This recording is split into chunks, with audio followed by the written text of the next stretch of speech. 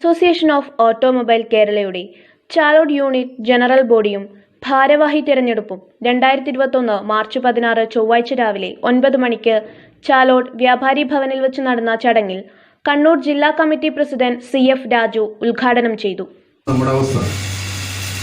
നമ്മുടെ സംഘടനയുടെ കാര്യം നമുക്ക് ചർച്ച ചെയ്യുന്നത് നമ്മുടെ മാധ്യമത്തിൽ കൂടിയാണ്.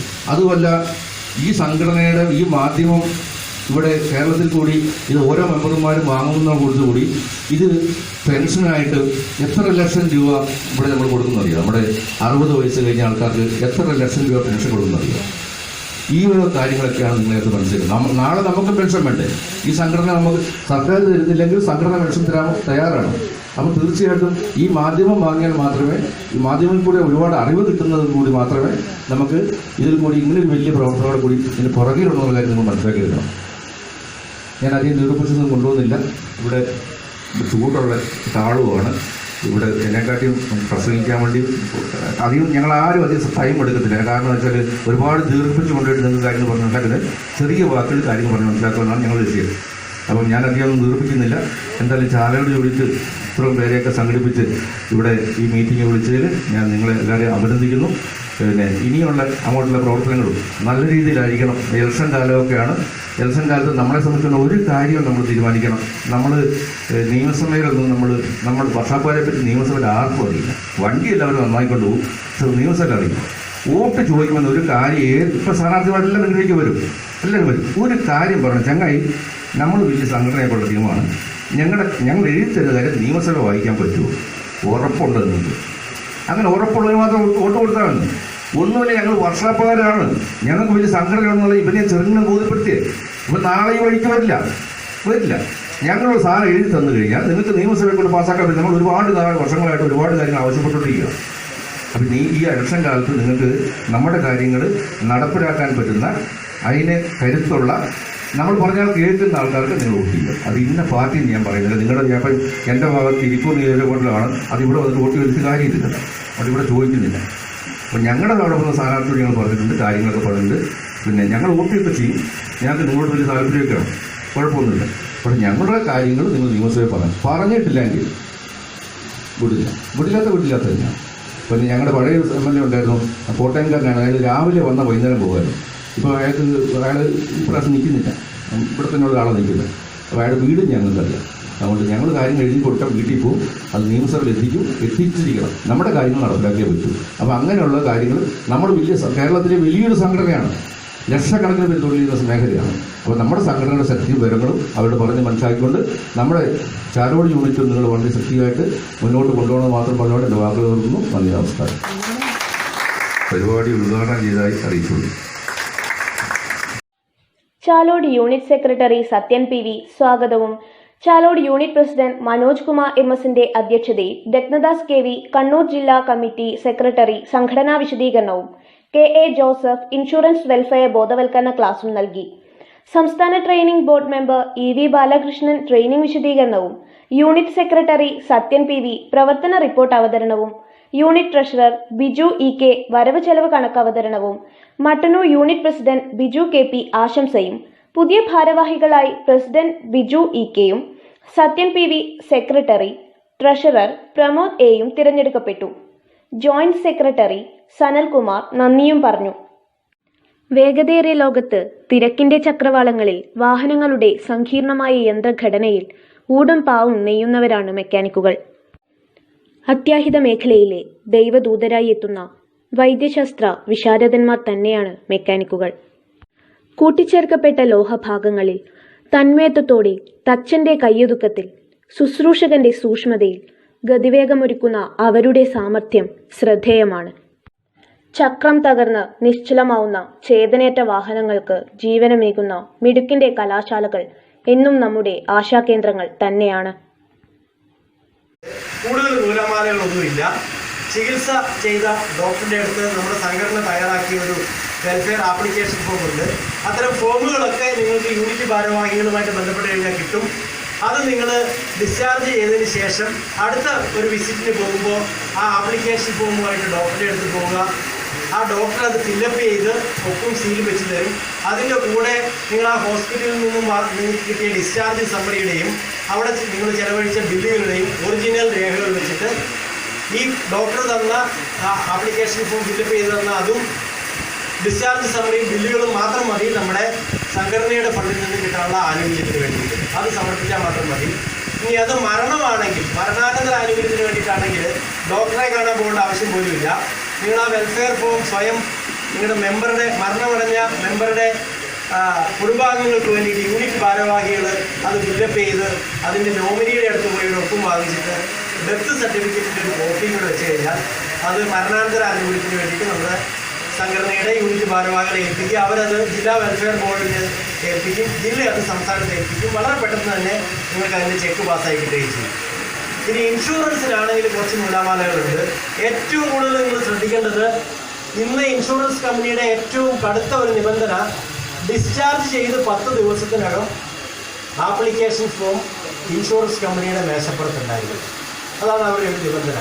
അത് ഞങ്ങൾ വളരെയധികം സമ്മർദ്ദം ചെലുത്തിയിട്ട് 30 ദിവസമാക്കി മാറ്റിയിട്ടുണ്ട്.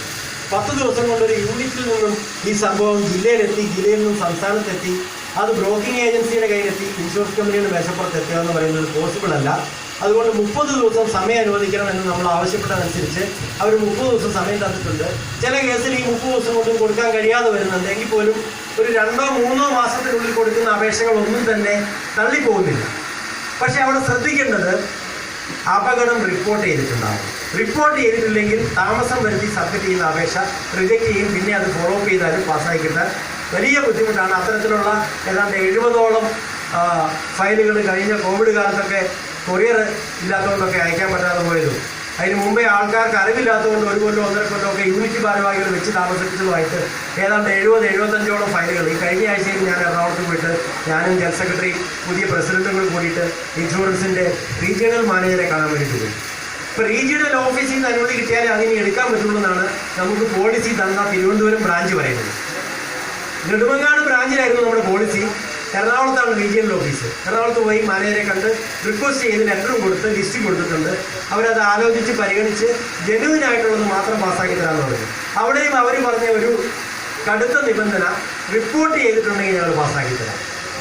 ഇൻറ്റിമേഷൻ റിപ്പോർട്ട് ചെയ്യാത്ത കേസാണെങ്കിൽ ദയവ് ചെയ്ത് തരാൻ പറ്റില്ല എന്നാണ് റീജിയണൽ മാനേജറും പറഞ്ഞത്. അതുകൊണ്ട് നിങ്ങൾ ഒരുപക്ഷെ ഉണ്ടാകുന്ന അപകടം വളരെ നിസ്സാരമായിരിക്കും. നിങ്ങൾ വിചാരിക്കും ഇത് ചികിത്സയൊന്നും വേണ്ടി വരില്ല, അതുകൊണ്ട് റിപ്പോർട്ട് ചെയ്യണ്ട. പക്ഷേ ഒരാഴ്ച കഴിയുമ്പോൾ എനിക്ക് ഒരുപാട് എക്സ്പീരിയൻസ് ഉണ്ട്. എന്നെ വിളിച്ചിട്ട് വരുന്ന മിക്കവാറും സംശയങ്ങൾ ഇതാണ്: അപകടം ഉണ്ടായി, വളരെ നിസ്സാരമാണെന്ന് വിചാരിച്ച് ഹോസ്പിറ്റലിൽ പോയില്ല, ഒരാഴ്ച കഴിഞ്ഞപ്പോൾ കാലയിൽ എന്തോ തറച്ച് കയറിയതായിരുന്നു, അല്ലെങ്കിൽ ചുറ്റിക അടിച്ചപ്പോൾ എന്തോ പൊട്ടിത്തെറിച്ച് കയറിയതായിരുന്നു, മൈൻഡ് ചെയ്തില്ല, ഇപ്പോൾ ഇതാ പഴുത്തു, ഹോസ്പിറ്റലിൽ കൊണ്ട് കാണിച്ച് കഴിഞ്ഞപ്പോൾ സർജറി ചെയ്യണമെന്ന് പറഞ്ഞു, 50,000 രൂപ ബില്ലായി. ഇപ്പോൾ കഴിഞ്ഞ ആഴ്ച വന്ന ഒരു ഫോൺ കോളാണ് ഇടുക്കി ജില്ലയിൽ നിന്ന്, അടിമാലി യൂണിറ്റിൽ നിന്നാണ്. ചുറ്റിക അടിച്ചപ്പോൾ എന്തോ ചെറിയൊരു കഷ്ണം തെറിച്ച് കണ്ണിക്കൊണ്ടു, മൈൻഡ് ചെയ്തില്ല. ഒരാഴ്ച കഴിഞ്ഞപ്പോൾ എന്തോ ചെറിയ വേദനയും പഴുപ്പും വന്നു. അങ്കമാലി ഡിസ്ട്രിക്ട് ഹോസ്പിറ്റലിൽ കൊണ്ടുപോയി ചികിത്സ ചെയ്തു, സർജറി ചെയ്തു, 50,000 മുകളിൽ ബില്ലുണ്ട്. ഇപ്പം എന്ത് ചെയ്യാൻ പറ്റുമെന്ന് ചോദിച്ചാൽ വിളി വന്നത്. ആ പൊട്ടിത്തെറിച്ച് കൊണ്ടപ്പോൾ തന്നെ എന്തെങ്കിലും ആയിക്കോട്ടെ, ഒരു റിപ്പോർട്ട് ഒന്ന് ഇൻറ്റിമേഷൻ റിപ്പോർട്ട് ചെയ്തിരുന്നെങ്കിൽ ഇപ്പോൾ ആ ക്ലെയിം കൊടുക്കാമായിരുന്നു.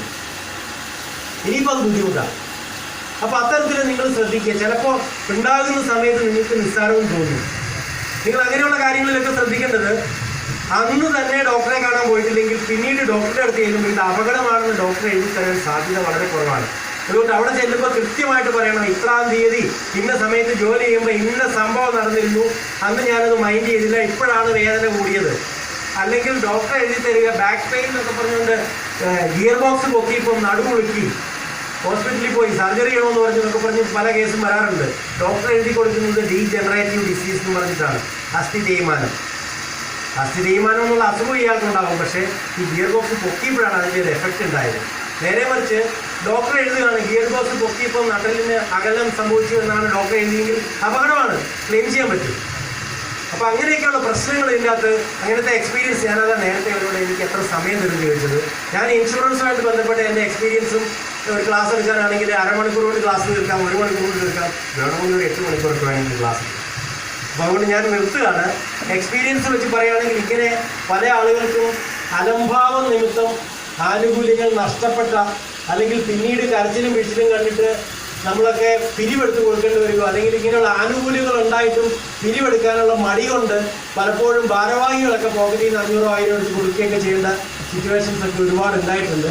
പരമാവധി നമ്മൾ അങ്ങനെ ആരിൽ നിന്നെങ്കിലുമൊക്കെ ഔദാര്യങ്ങൾ പിടിച്ചു പറ്റാനുള്ള സാഹചര്യം സൃഷ്ടിക്കാതെ നമുക്ക് അവകാശപ്പെട്ട സംഭവം അവിടെ ഉണ്ട്, അത് മേടിച്ചെടുക്കാൻ വേണ്ടിയിട്ട് കൃത്യമായിട്ടും യൂണിറ്റ് ഭാരവാഹികളുമായിട്ട് നിരന്തരം ഒരു റിലേഷൻ ഉണ്ടാക്കി വെക്കുക. പല സ്ഥലത്തും സംഭവിക്കുന്നത് അപകടം ഉണ്ടായത് മാസങ്ങൾ കഴിഞ്ഞിട്ടും യൂണിറ്റ് ഭാരവാഹികൾ അറിയുന്നില്ല. ഇന്ന് പല പോക്കറ്റ് ഏരിയകളിലുമാണ് വർക്ക്ഷോപ്പുകൾ. ചില ആൾക്കാർക്ക് മാസങ്ങളോളം യൂണിറ്റിലുള്ള മറ്റു അംഗങ്ങളുമായിട്ടോ ഭാരവാഹികളായിട്ടോ ഒരു ബന്ധവുമില്ല. അങ്ങനെയുള്ള സ്ഥലത്തൊക്കെ വർക്ക്ഷോപ്പുകൾ. ഇപ്പോൾ കുറേ ദിവസം കഴിഞ്ഞ് ആരെങ്കിലും പറഞ്ഞായിരിക്കും ഇന്ന സ്ഥലത്തെ വർക്ക്ഷോപ്പ് കൂട്ടിക്കിടക്കുന്നു, കുറേ ദിവസമായിട്ട് കൂട്ടിക്കിടക്കുന്നു. അന്വേഷിച്ച് ചെല്ലുമ്പോഴാണ് യൂണിറ്റ് ഭാരവാഹികൾ അന്വേഷിച്ച് ചെല്ലുമ്പോഴാണ് അറിയുന്നത് അദ്ദേഹത്തിന് എന്തെങ്കിലും അപകടം പറ്റിയിട്ടോ അല്ലെങ്കിൽ അസുഖം ഉണ്ടായിട്ടോ ഹോസ്പിറ്റലിലാണെന്നൊക്കെ അറിയുന്നത്. അങ്ങനെയൊക്കെ അറിഞ്ഞു വരുമ്പോഴത്തേക്കും മിനിമം 72 മണിക്കൂറിനുള്ളിലെങ്കിലും നമുക്ക് ഇൻഷുറൻസ് കമ്പനിയിൽ റിപ്പോർട്ട് എത്തിയിരിക്കണം, ഇൻറ്റിമേഷൻ റിപ്പോർട്ട്. അത്തരം കാര്യങ്ങൾക്ക് നിങ്ങളും ജാഗരൂകരായിരിക്കണം. നിങ്ങൾ തൊട്ടടുത്തുള്ള ഒരു മെമ്പർക്ക് സംഭവിച്ചാൽ അവരൊന്നും ഇന്നിവിടെ വരാത്തവർ, അവർക്ക് അറിയില്ല ഇത് റിപ്പോർട്ട് ചെയ്യണമെന്നുള്ളത്. നിങ്ങൾക്കറിയാം.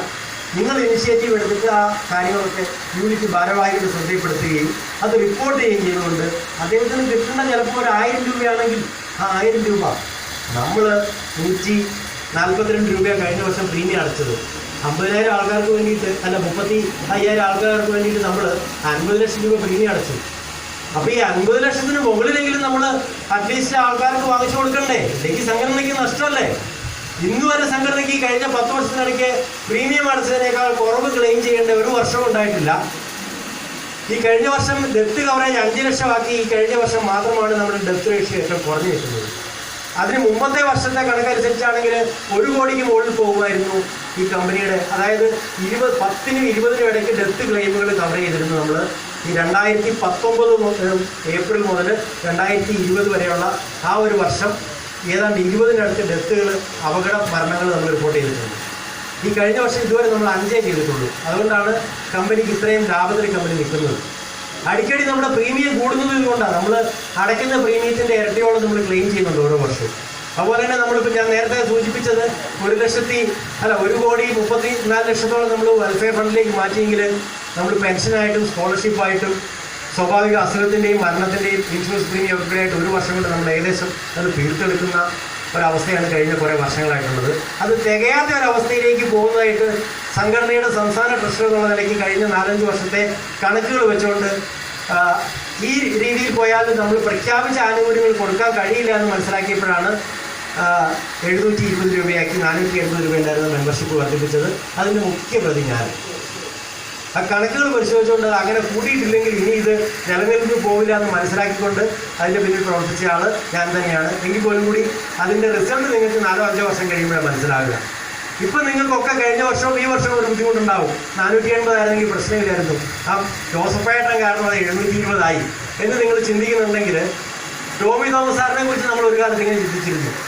അദ്ദേഹം ഈ 480 360 ആക്കിയ കാലത്ത്. പക്ഷേ ഇപ്പോൾ കഴിഞ്ഞ 5-6 വർഷമായിട്ട് എല്ലാ വേദികളിലും ടോമി തോമസ് സാറിനെ പോയിക്കൊണ്ടിരിക്കുക. അദ്ദേഹമാണ് സംഘടനയ്ക്ക് ഇന്ന് കാണുന്ന ഈ ലേബലിലേക്ക് വളരാനുള്ള അടിത്തറ ഉണ്ടാക്കി തന്നതെന്ന് പറഞ്ഞിട്ട്. അതേപോലെ അടുത്ത ഒരു 4-5 വർഷം കഴിയുമ്പോൾ നിങ്ങൾക്ക് മനസ്സിലാവും ഈ 720-600 ആക്കി വർദ്ധിപ്പിച്ചതിൻ്റെ മെച്ചം എന്താണെന്നുള്ളത് നിങ്ങൾക്ക് മനസ്സിലാവും. അപ്പോൾ ഇൻഷുറൻസ് ആനുകൂല്യങ്ങൾക്ക് വേണ്ടിയിട്ട് അപേക്ഷ സമർപ്പിക്കുമ്പോൾ വേണ്ടത് കൂടെ പറഞ്ഞ് അവസാനിപ്പിക്കാം. ഒന്ന്, ഇൻഷുറൻസ് കമ്പനിയുടെ ആപ്ലിക്കേഷൻ ഫോം. എല്ലാത്തിൻ്റെയും കൂടെ വെൽഫെയർ ആപ്ലിക്കേഷൻ ഫോമിൻ്റെ കൂടെ ആയാലും ശരി, ഇൻഷുറൻസ് ആപ്ലിക്കേഷൻ ഫോമിൻ്റെ കൂടെ ആയാലും ശരി, സംഘടന തരുന്ന ഒരു മലയാളത്തിലുള്ള ഒരു ആപ്ലിക്കേഷൻ ഫോം ഉണ്ട്. അത് കൃത്യമായിട്ട് പൂരിപ്പിക്കണം. അതുകൂടാതെ ഇൻഷുറൻസ് കമ്പനിയുടെ ആപ്ലിക്കേഷൻ ഫോം ഡോക്ടർ ഫില്ലപ്പ് ചെയ്ത് സൈൻ ചെയ്ത് സീൽ വെച്ച് തരേണ്ട ഒരു ഭാഗമുണ്ട്. അതുകൂടാതെ നമ്മൾ മെമ്പർ പൂരിപ്പിക്കേണ്ട ഒരു ഭാഗമുണ്ട്. അതിനൊക്കെ നിങ്ങൾക്ക് യൂണിറ്റ് ഭാരവാഹികളുടെ സഹായം കിട്ടും. പൂരിപ്പിക്കാൻ വേണ്ടിയിട്ട് ഒന്നും നിങ്ങൾ ബുദ്ധിമുട്ടണ്ട. നിങ്ങൾ ആ ഇംഗ്ലീഷിലുള്ള ആപ്ലിക്കേഷൻ ഫോമിൽ നിങ്ങൾ ദയവേത് ഒന്നും പൂരിപ്പിക്കാൻ നിൽക്കണ്ട. നിങ്ങളുടെ സിഗ്നേച്ചർ വെക്കേണ്ട സ്ഥലത്ത് അത് മാത്രം വെച്ചാൽ മതി. ബാക്കിയെല്ലാം നമ്മുടെ എറണാകുളത്തുള്ള നമ്മുടെ ഓഫീസിൽ പൂരിപ്പിച്ചോളും. അത് പൂരിപ്പിക്കാൻ വേണ്ടിയിട്ടാണ് അതിൻ്റെ കൂടെ ഒരു മലയാളം ഫോം വെച്ചിട്ടുള്ളത്. ആ മലയാളം ഫോം നിങ്ങൾ കൃത്യമായിട്ട് എല്ലാ കോളങ്ങളും ഫില്ലപ്പ് ചെയ്തിട്ടുണ്ടെങ്കിൽ അത് നോക്കി ആ ഇംഗ്ലീഷിലുള്ള ഫോം നമ്മുടെ ഓഫീസിൽ നിന്ന് തയ്യാറാക്കി ഇൻഷുറൻസ് കമ്പനിയിലേക്ക് കൊടുത്തോളും. അതുവരെയുള്ള സേവനങ്ങൾ നിങ്ങൾക്ക് സംഘടന ചെയ്തിരുന്നുണ്ട്. നേരത്തെ ദത്ത്ദാസ് മാഷ് സൂചിപ്പിച്ച പോലെ നിങ്ങളെ തേടി വരികയാണ്. ആപ്ലിക്കേഷൻ ഫോമുമായിട്ട് യൂണിറ്റ് ഭാരവാഹികൾ നിങ്ങളെ തേടി വരും. അതിന് വേണ്ടുന്ന കാര്യങ്ങൾ ചെയ്ത് കൊടുത്താൽ മതി. ഡോക്ടറുടെ അടുത്ത് പോകുന്നതും ഫില്ലപ്പ് ചെയ്ത് കൊടുക്കുന്നതും മെമ്പർമാരെ തന്നെയാണ്. അത് ചെയ്ത് കൊടുക്കുക. അതോടൊപ്പം ഡിസ്ചാർജ് സമ്മറി നിർബന്ധമായിട്ടും കൊടുക്കണം, അതില്ലാണ്ട് ക്ലെയിം കിട്ടില്ല. ഇനി നിങ്ങൾ റെസ്റ്റിന് വേണ്ടി മാത്രം നിങ്ങൾക്ക് പേഴ്സണൽ ആക്സിഡൻറ്റ് പോളിസി ഉണ്ടെങ്കിൽ നിങ്ങൾക്ക് ഹോസ്പിറ്റലിൽ നിന്ന് ഒറിജിനൽ ബില്ലുകൾ കിട്ടില്ല, അവിടുന്ന് തന്നെ നിങ്ങൾക്ക് ക്ലെയിം സെറ്റ് ചെയ്യാൻ പറ്റും നിങ്ങളുടെ പേഴ്സണൽ പ്രീമിയത്തിലൂടെ. അങ്ങനെ ചെയ്തിട്ടുണ്ടെങ്കിൽ നിങ്ങൾക്ക് റെസ്റ്റിന് മാത്രം അപേക്ഷിക്കാം. അപ്പോൾ നിങ്ങൾക്ക് ഡ്യൂപ്ലിക്കേറ്റ് ഡിസ്ചാർജ് സമ്മറിയും ഡ്യൂപ്ലിക്കേറ്റ് ബില്ലും സമർപ്പിച്ചാൽ മതി. ഇനി അതല്ല MACT റോഡ് അപകടമാണെങ്കിൽ MACT പോയാൽ നിങ്ങൾക്ക് കൂടുതൽ ക്ലെയിം ചെയ്യാൻ വേണ്ടിയിട്ട് സാധിക്കും. നിങ്ങൾക്ക് ചിലവായ തുകയും നഷ്ടപരിഹാരം എല്ലാം ഉൾപ്പെടെ വലിയൊരു തുക ക്ലെയിം ചെയ്യാൻ പറ്റും. അങ്ങനെയുള്ളിടത്തും നിങ്ങൾക്ക് ഒരു നഷ്ടമില്ല. നിങ്ങൾക്ക് അത്തരം ഒറിജിനൽ ഡിസ്ചാർജ് സമ്മറിയും ഒറിജിനൽ ബില്ലും എല്ലാം വെച്ചിട്ട് നിങ്ങൾക്ക് ഒരു വക്കീലിനെ കണ്ടിട്ട് നിങ്ങൾക്ക് MACT പോവാം. ആ സമയത്തും റെസ്റ്റിനുള്ള കാശ് നമ്മുടെ ഇൻഷുറൻസിലൂടെ കിട്ടും. അതിന് നിങ്ങൾ ഡിസ്ചാർജ് സമ്മറിയുടെ കോപ്പിയും ബില്ലുകളുടെ കോപ്പിയും കൊടുത്താൽ മതി. ഇനി ഇതിൻ്റെ കൂട്ടത്തിൽ കൊടുക്കേണ്ടത് എന്തൊക്കെയാണെന്ന് ആ ആപ്ലിക്കേഷൻ ഫോമിൻ്റെ അടിയിൽ ഒരുമാതിരിപ്പെട്ട എല്ലാ കാര്യങ്ങളും എഴുതി വെച്ചിട്ടുണ്ട്, ലിസ്റ്റ് എഴുതി വെച്ചിട്ടുണ്ട്. അത് വെച്ചുള്ള കാര്യങ്ങളൊക്കെ കൊടുത്താൽ മതി. എക്സ്റേ ഉണ്ടെങ്കിൽ അത് കൊടുക്കണം. അതുപോലെ തന്നെ നോമിനിയുടെ മരണാനന്തരമാണെങ്കിൽ FIR അറ്റസ്റ്റ് ചെയ്ത് കോപ്പി കൊടുക്കണം. പോസ്റ്റ്മോർട്ടം റിപ്പോർട്ടിൻ്റെ അറ്റസ്റ്റ് ചെയ്ത് കോപ്പി കൊടുക്കണം. ഒരു കാര്യം വളരെ ശ്രദ്ധിച്ചുകൊള്ളുക, നിങ്ങളെല്ലാവരും ഡ്രൈവ് ചെയ്യുന്ന ആൾക്കാരാണ്. ആരെങ്കിലും വാലിഡ് ഡ്രൈവിംഗ് ലൈസൻസ് ഇല്ലാതെ ഡ്രൈവ് ചെയ്യുന്നവരുണ്ടെങ്കിൽ ഇന്ന് തന്നെ നിങ്ങളുടെ മൊബൈലിൽ നിങ്ങൾ റിമൈൻഡർ വെച്ചോളുക. ലൈസൻസിൻ്റെ കാലാവധി തീരുന്ന ദിവസം അത് അറിഞ്ഞില്ലായിരുന്നു, ശ്രദ്ധിച്ചില്ലായിരുന്നു, പുതുക്കാൻ പറ്റിയില്ല എന്നൊന്നും പറഞ്ഞേക്കരുത്. ഇൻഷുറൻസിൽ ലൈസൻസ് പുതുക്കേണ്ട ഡേറ്റ് മൊബൈലിൽ റിമൈൻഡർ വെച്ചേക്കുക. ആ ഡേറ്റിൽ അത് അടിക്കും, അന്നേരം മനസ്സിലാവും. നോട്ട് എഴുതി വെച്ചാൽ മതി, ആവശ്യമുണ്ടാവും. അപ്പോൾ അവർ ഒറിജിനൽ ഡിസ്ചാർജ് സമ്മറി കയ്യിൽ വെക്കും. എന്നിട്ട് ഫോട്ടോസ്റ്റാറ്റ്, കളർ ഫോട്ടോസ്റ്റാറ്റൊക്കെ വളരെ ഭംഗിയായിട്ട് എടുത്തിട്ട് നമുക്ക് തരും. ഇൻഷുറൻസ് കമ്പനിയിൽ ഇരിക്കുന്ന ഈ ക്ലർക്കുമാർ വളരെ വിദഗ്ധന്മാരാണ്, ഒരുപാട് ക്ലാസ്സൊക്കെ അറ്റൻഡ് ചെയ്തിരിക്കുന്നവരാണ്. അവർക്ക് ഈ കളർ ഫോട്ടോസ്റ്റാറ്റ് കാണുമ്പോഴേ മനസ്സിലാവും ഇത് ഒറിജിനൽ അല്ലാന്ന്. അവരവിടുന്ന് റിപ്പോർട്ട് ചെയ്യും, ഇത് ക്ലെയിം ചെയ്യാൻ പറ്റില്ല, റെസ്റ്റ് വേണേൽ മാത്രം തരാം, ബില്ല് ക്ലെയിം ചെയ്യാൻ പറ്റില്ല. കാരണം ഡിസ്ചാർജ് സമ്മറി കോപ്പിയാന്ന് പറയുമ്പോൾ നമ്മൾ തർക്കിക്കും. കാരണം നമ്മൾ കണ്ടതാണല്ലോ ഈ സാധനം കളറൊക്കെയുള്ള. ഇപ്പോൾ കളർ ഫോട്ടോസ്റ്റാറ്റാണ് നമുക്ക് മനസ്സിലായിട്ടില്ല. പിന്നീട് അവസാനം എൻക്വയറി ഇങ്ങനെ കമ്പനി തർപ്പിച്ച് പറയുമ്പോൾ നിങ്ങൾ ഫോട്ടോസ്റ്റാറ്റ് ആണോ തന്നിട്ടുള്ളത് എന്നുള്ള യൂണിറ്റ് ഭാരവാഹിയോട് ചോദിക്കുമ്പോഴും പറയും ഒറിജിനലാണെന്ന് പറയും. അവസാനം ഈ മെമ്പറെ വിളിക്കുമ്പോൾ പറയും അതെ ഒറിജിനൽ ഞാൻ എൻ്റെ കയ്യിൽ വെച്ചിട്ടുണ്ട്, എനിക്ക് പിന്നെ ഡോക്ടറെ കാണാൻ പോകുന്നതല്ലായിരുന്നു, അതുകൊണ്ട് വെച്ചിരിക്കുകയാണ്.